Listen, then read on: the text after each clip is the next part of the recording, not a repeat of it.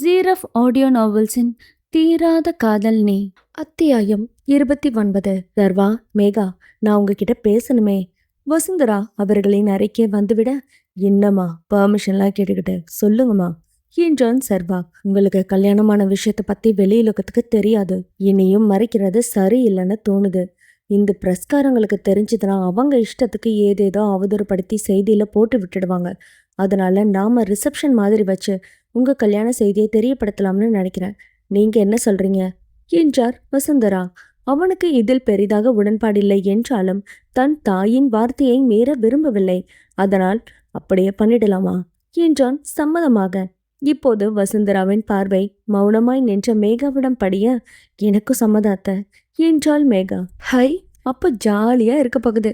அண்ணி புது பொண்ணு மாதிரி ஜொலிக்க போறாங்க. வெளியே ஒட்டு கேட்டபடி நின்ற மிருனா குதூகலித்தபடி வர, நீ எப்படி வந்த என்றார் வசுந்தரா. நீங்க பேச்ச ஆரம்பிக்கும் போதே வந்துட்டேன். சரி சரி அண்ணி, இன்னையிலிருந்து ஷாப்பிங் ஆரம்பிக்கிறோம், ஜமாய் பண்றோம். அண்ணா, உங்க கிரெடிட் கார்டை மட்டும் கொஞ்ச நாள் என் கையில வைங்க என மிருனா கரத்தை நீட்ட, அவனிடம் மெலிதான சிரிப்புடன் பர்சிலிருந்து கிரெடிட் கார்டை எடுத்து அவளின் கையில் வைத்தான். சோ ஸ்வீட் அண்ணா. அண்ணி, இனி நம்ம ராஜ்யம்தான். உங்க ரிசப்ஷனுக்கு நான் தான் ட்ரெஸ் செலக்ட் பண்ணுவேன். எனக்கு நீங்க தான் பண்ணணும். குவிக்கா ரெடி ஆகுங்க, நாம ஷாப்பிங் பண்ண கிளம்பலாம் என உற்சாகமாக துள்ளி குதித்து வெளியேறினாள் மிருனா. இன்னும் சில மாசத்துல கல்யாணம் முடிவாகி இருக்கு. சின்ன பொண்ணு மாதிரி எப்படி துள்ளி குதிச்சு ஓடுறா பாரு. வசுந்தரா தலையில் அடித்து கொள்ள சர்வா மேகாவின் இதழ்கள் மலர்ந்தது. அதற்கு பிறகு வந்த நாட்களில் ரிசப்ஷனுக்கான வேலைகள் தடப்படலாக நடந்தது. மிருனா சொன்னது போல் மேகாவிற்கான உடையை அவள்தான் தேர்வு செய்தாள். தமையனுக்கும் மேகாவின் உடைக்கு மேட்சிங்காக அவள்தான் தேர்ந்தெடுத்தாள். மேகா மிருனாவிற்கும் தன் மாமியாருக்கும் தேர்வு செய்தாள். மிருனா மேகாவின் அக்கா தம்பிக்கும் சேர்த்து உடை எடுக்க சர்வா என்ன சொல்வானோ என பயந்து மேகா வேண்டாம் என்று மறுத்துவிட்டாள். மிருனாவும் சில நாட்களில் மேகாவின் உடன் பிறந்தவர்களையும் எப்படியாவது தங்களுடன் இணைத்து கொள்ள வேண்டும் என்று அப்போதைக்கு பிடிவாதம் செய்யாமல் விட்டுவிட்டாள். சர்வாவின் வீட்டின் வெளிப்புறத்தில்தான் ரிசப்ஷன் பார்ட்டிக்காக அனைத்தும் ஏற்பாடு செய்யப்பட்டிருந்தது. அன்று மாலை மேகாவை அலங்கரிக்க அழகு நிலைய பெண்மணிகள் வீட்டிற்கே வந்துவிட்டனர்.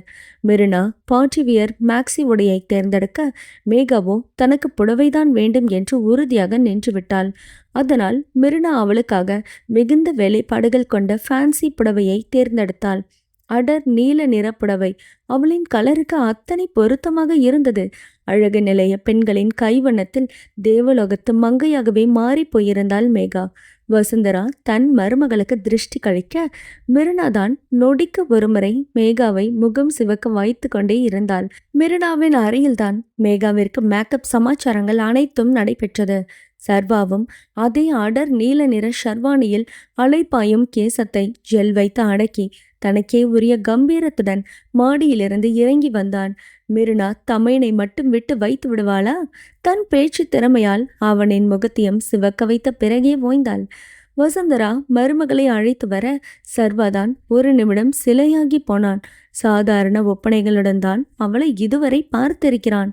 இன்றோ வானத்திலிருந்து குதித்த அழகு தாரகை போல் மின்னி அவளை பார்த்து மயங்கி விட்டான்.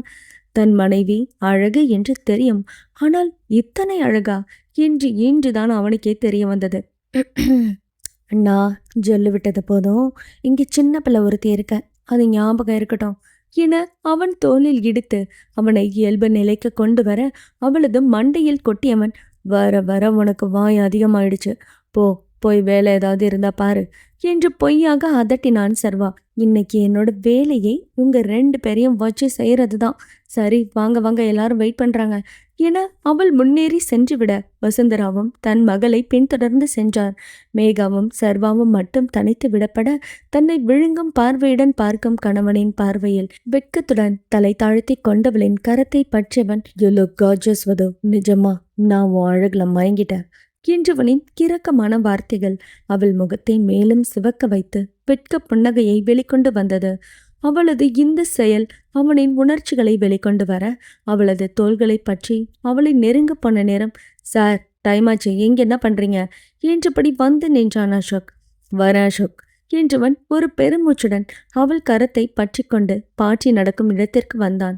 தொழிலதிபர் முதல் பிரஸ் மீடியாக்காரர்கள் வரை அவ்விடத்தில் கூடியிருக்க அவர்களின் முன் மனைவியுடன் கைகோர்த்து நின்றவன், ladies and gentlemen, this is my wife Megavathi Sarvanand.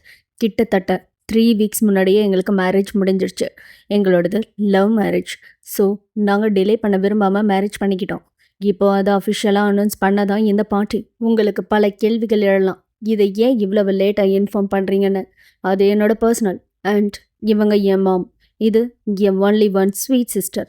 N wedding அனௌன்ஸ்மெண்ட்டோட இதையே உங்ககிட்ட ஷேர் பண்ணிக்கிறேன். இவ்வளவு நாட்களாக எதுக்காக உங்கள் அம்மா அண்ட் சிஸ்டரை பற்றி எதுவும் சொன்னதில்லைன்னு உங்களுக்கு ஆரம்பத்திலே கொஸ்டின் எழுந்திருக்கு. ரீசன் ஒன்றும் பெருசாக இல்லை. ஏன் அம்மா தங்கச்சிக்கு இந்த மாதிரி மீடியா முன்னாடி நிற்கிறது கொஞ்சம் கூட பிடிக்காது. அவங்க ஷை டைப். இப்போ என் ஒய்ஃபை இன்ட்ரோ கொடுக்கும்போது இவங்களே இன்ட்ரோ கொடுக்கலன்னா நல்லா இருக்காது. ஸோ என நிறுத்தியவன், okay guys, enjoy the party என்றவனையும் அவன் குடும்பத்தையும் மாறி மாறி போட்டோ எடுத்தனர் மீடியாக்காரர்கள். தொழிலதிபர்கள் பார்ட்டியை கொண்டாடி கொண்டிருக்க எங்களுக்கு இந்த பதில் போதாது என்பது போல் மீடியாக்கள் சர்வாவிடம் கேள்விகளை வளர்க்க மனைவியை கைவளைவில் வைத்துக்கொண்டே அசராமல் பதில் கூறினான் சர்வா. சார் வாங்க, கெஸ்டெல்லாம் உங்களை விஷ் பண்ணதான் வெயிட் பண்ணிட்டு இருக்காங்க. அசோக் வந்து கூற, ஓகே காய்ஸ், உங்கள் கொஸ்டின்கெல்லாம் ஆன்சர் பண்ணிட்டேன்னு நினைக்கிறேன். இன்னைக்கு இது போதும். அண்ட் கண்டிப்பாக நீங்கள் சாப்பிட்டுட்டு தான் போகணும் என விடை பெற மீடியாக்காரர்களும் சம்மதமாக தலையசைத்து உணவருந்த சென்றனர். அப்பாடா, இப்போ விட்டாங்களே. எத்தனை கேள்வி கேட்ட எனக்கே தலை சுத்திருச்சு. ஆன்சர் பண்ணவங்களுக்கு மயக்கம் வரலையானா? மிருனா கேட்க மெல்லிதான சிரிப்புடன் அவள் தலையை கலைத்தவன் மனைவியுடன் மேடைக்கு சென்றான். விருந்தாளிகள் ஒவ்வொருவராய் மேடை ஏறி வந்து சர்வா மேகாவிற்கு வாழ்த்து கூறி வண்ண பேப்பர் சுற்றப்பட்ட பரிசுகளை ஒப்படைத்து விட்டு சென்றனர். ஓரிரு நிமிடங்கள் இப்படியே கடக்க அந்நேரத்தில்தான் மெரினாவிற்கு பேசி வைத்திருக்கும் மாப்பிள்ளையும் அவனின் தாய் தந்தையும் வருகை தர வசுந்தரா வாய் முழுக்க பல்லாக அவர்களை இன்முகத்துடன் வரவேற்றார். சர்வாவும் மிகவும் தன்மையுடன் அவர்களை வரவேற்க மாப்பிள்ளையின் தாய் தந்தை சர்வா மற்றும் மேகாவிற்கு வாழ்த்து கூறி கீழே சென்று அமர்ந்துவிட மெரினாவிற்கு பேசியிருக்கும் மாப்பிள்ளையான சத்யா மேடையிலேயே நின்று சர்வாவுடன் பேசிக்கொண்டிருந்தான். அப்புறம் மச்சான், அடுத்து எங்க கல்யாணம் தானே என சத்யா கேட்க அவர்களுடன் நின்ற மெரினாவிற்கு தான் வெட்கத்தில் முகம் சிவந்து போனது. ஏமா, கல்யாணம்னு சொன்னதுக்கே உன் ஃபேஸ் இப்படி ரெட்டிஷ் ஆகுது? சத்யா தன் வருங்கால மனைவியை கிண்டலடிக்க, ஷ், அண்ணா நீ முன்னாடி என்ன பேச்சு இது என்றாள் மெரினா. உனக்கு தான் அண்ணா அண்ணி, எனக்கு என்னோட மச்சான். அவர்கிட்ட பேசுறதெல்லாம் ஒன்றும் தப்பில்ல. அப்புறம் உன்னோட அண்ணி என்னோட சைல்ட்ஹுட் ஃப்ரெண்டுமா, அதுவும் தான் உனக்கு தெரியுமே என்றான் சத்யா. சர்வாவிற்கு இதை பற்றி தெரிந்தாலும் அவன் தெரியாதது போல் சத்யாவையும் மனைவியையும் பார்க்க, என்ன மச்சான் அப்படி பார்க்குறீங்க? உங்கள் ஒய்ஃப் மேகா என் ஃப்ரெண்ட் அப்படின்றது உங்களுக்கு தெரியும்ல என்றான். எனக்கு தெரியாது மச்சான், இப்போ நீங்கள் சொல்லி தான் எனக்கு தெரியும். என் ஒய்ஃப் என்கிட்ட எந்த விஷயத்தையும் ஷேர் பண்ணிக்க மாட்டா. சர்வா சிரித்தபடியே சொன்னதால் சத்யாவும் இயல்பாக எடுத்துக்கொண்டான். ஆனால் மேகாவிற்கு அவனுடைய குத்தல் பேச்சு தெளிவாகவே புரிந்தது. அதற்கு பிறகு மெரினாவின் தோழிகள், அங்கிருந்த தூரத்து உறவுகள் என இளவட்டங்கள் ஒன்று சேர்ந்து ஆட்டம் பாட்டம் கொண்டாட்டம் என மகிழ்ச்சியுடன் கடக்க அப்போதுதான் வருகை தந்தாள் நிரஞ்சனா. வசுந்தராதான் நிரஞ்சனாவை அழைத்திருந்தார். அவளின் வருகையை கண்டு கொண்டவர் அவளை இன்முகமாக வரவேற்று மேகாவிடம் அழைத்து சென்றார். தன் அக்கா வருவாள் என்று எதிர்பார்க்காத மேகா உணர்ச்சி வசத்தில் கண்ணீருடன் அவளை அணைத்து கொண்டாள். அக்கா எப்படி இருக்க? உதயா வரலையா? மேகா கேட்க, நீ அவன் மேல கோவமா இருப்பன வரமாட்டேன்னு சொல்லிட்டான் என்றாள் நிரஞ்சனா. ஆமா, கோவமா தான் இருக்க.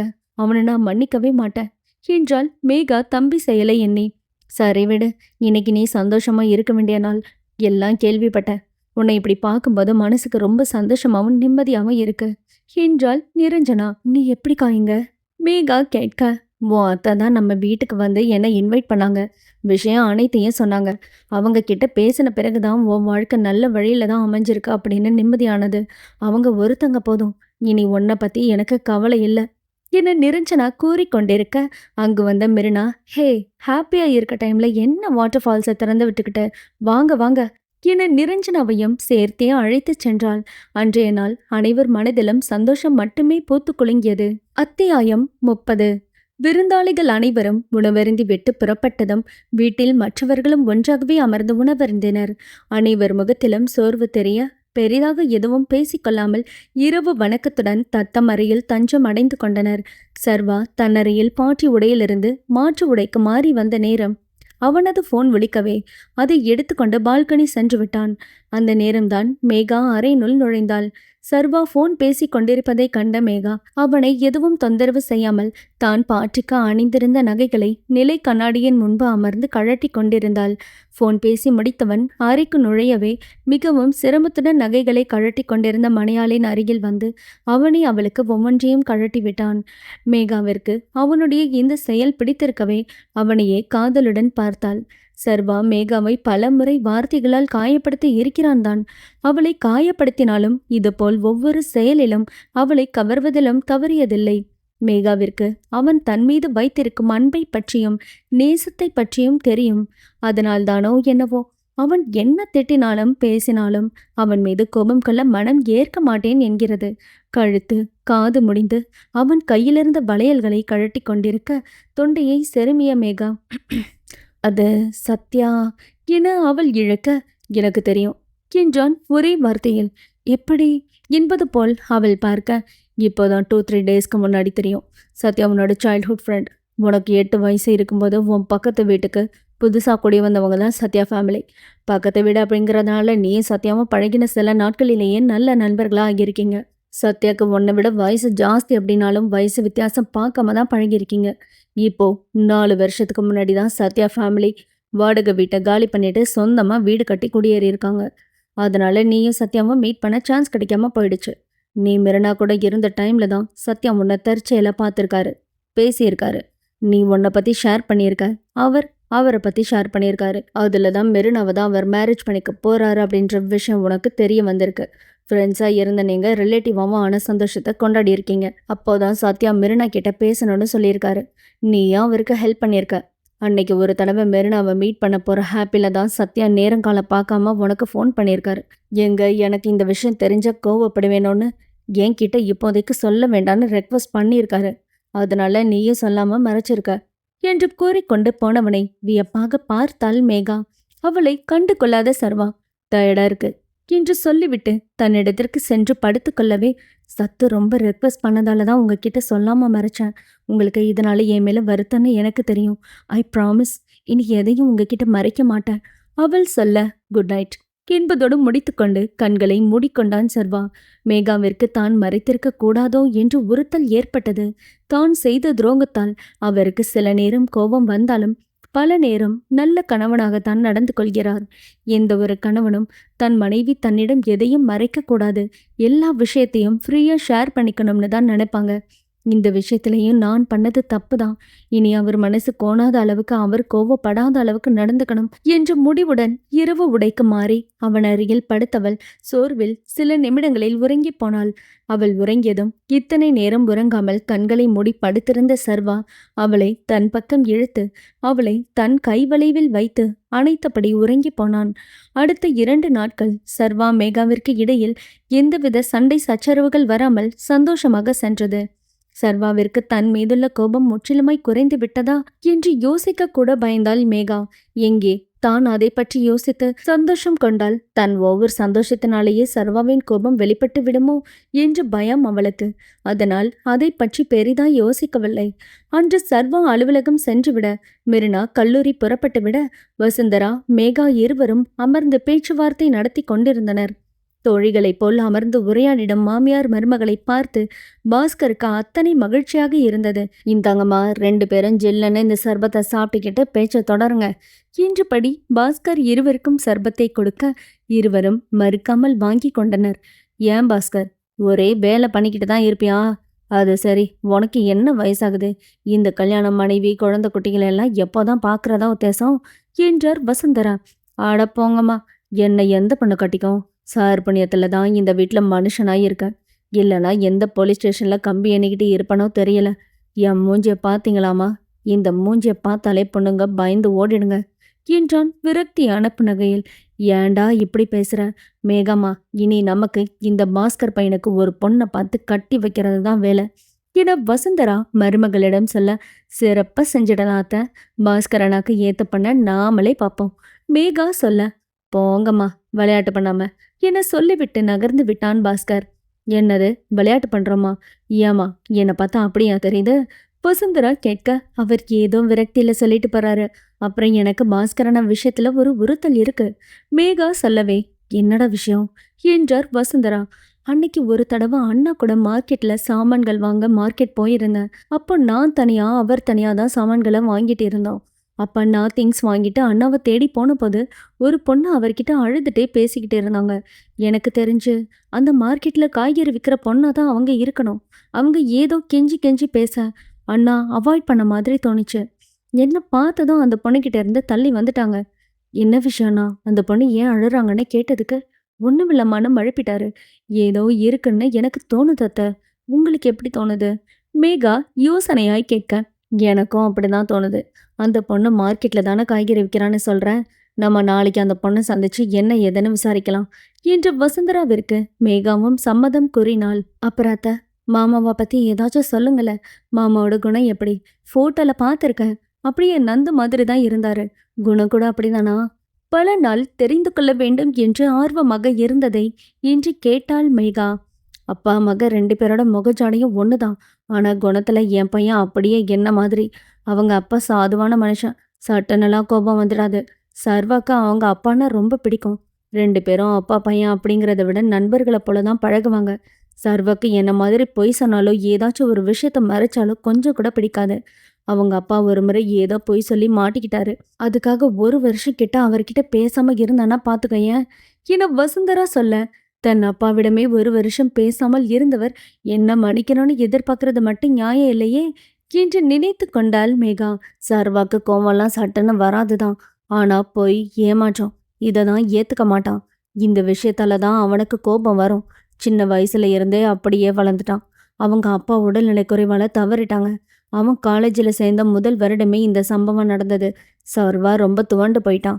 அவன் இயல்பான நிலைக்கு திரும்பவே கிட்டத்தட்ட 6 மாசம் கிட்ட ஆச்சு. அப்பா பேரில் தான் அனாத ஆசிரமம் வச்சு நடத்துறான்னு கேள்விப்பட்டப்பவே இன்னமும் அவன் அப்பாவை மிஸ் பண்ண தான் செய்யறான்னு புரிஞ்சது. மேகாமா, நான் உன்கிட்ட உன்னை கேட்கட்டா என்றார் பீடுகையுடன். கேளுங்க அத்தை என்று மேகாவிடம். நீயும் சர்வமும் சந்தோஷமா தானே இருக்கீங்க? அவனுக்கு உன் மேல உள்ள கோபம் எல்லாம் குறைஞ்சிடுச்சு தானே? நீங்க கணவன் மனைவியா சேர்ந்து வாழ ஆரம்பிச்சிட்டீங்களா? தன் மனதில் தன்னை பாரமாய் அழுத்திக் கொண்டிருந்த கேள்விகளை நேரடியாக உடன்காரியிடமே கேட்டுவிட்டார் வசுந்தரா. சிறு நிமிடம் அமைதி காத்தவள், நானும் உங்க மகனும் கணவன் மனைவியா? உங்க மகன் என் கழுத்துல தாலி கட்டி அடுத்த நாளிலிருந்தே சேர்ந்துட்டாத்த. அவள் ஒரு கேள்விக்கு பதில் சொல்ல மகிழ்ச்சியாக அவளை உச்சி முகர்ந்தவர், அப்படின்னா என் மகனுக்கு அவரோட அப்பாவை நீ சீக்கிரமே கொண்டு வந்துடுவ என்று வசுந்தராவை புரியாமல் பார்த்தாள் மேகா. புரியலையாடா?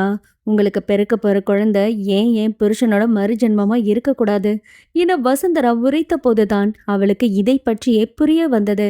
கண்டிப்பா அத்தை, சீக்கிரமே இந்த வீட்டு வாரிசு மூலமா பிரிந்து போன உறவு வர்றது எனக்கு ஏக மகிழ்ச்சி. அவர் அப்பா மேல இவ்வளவு பாசம் வச்சிருந்தாருன்னு நீங்க சொல்லிதான் எனக்கு தெரிய வந்திருக்கு. நிச்சயம் அவரோட அப்பாவை நான் அவர்கிட்ட சேர்ப்பேன். அவரை வளர்த்து ஆளாக்கின மாதிரி அவரோட அப்பாவை அவர் சீராட்டி வளர்க்கணும் என்றால் சந்தோஷமாக. சரிடா, நான் கேட்ட ஒரு கேள்விக்கு பதில் சொல்லிட்டேன். இன்னொரு கேள்விக்கு பதில் என்று அவர் அவளின் முகம் பார்க்க, நான் தப்பு பண்ணலையே அத்தை. நம்பிக்கை துரோகம் இல்லை பண்ணியிருக்கேன். அது அவர் மறுக்க கொஞ்ச நாள் அவகாசம் தேவை. அவருக்கு என் மேல இப்பவும் சின்ன கோபம் மட்டும் இருக்கு. காலப்போக்கில் அதுவும் மாறும். அவள் பொய்யுரைக்காமல் உண்மையை உரைத்து அவருக்கும் சேர்த்த நம்பிக்கை ஊட்ட வசுந்தராவிற்கும் மேகா கூறுவது சரியே என்று நம்பிக்கையும் பிறந்தது.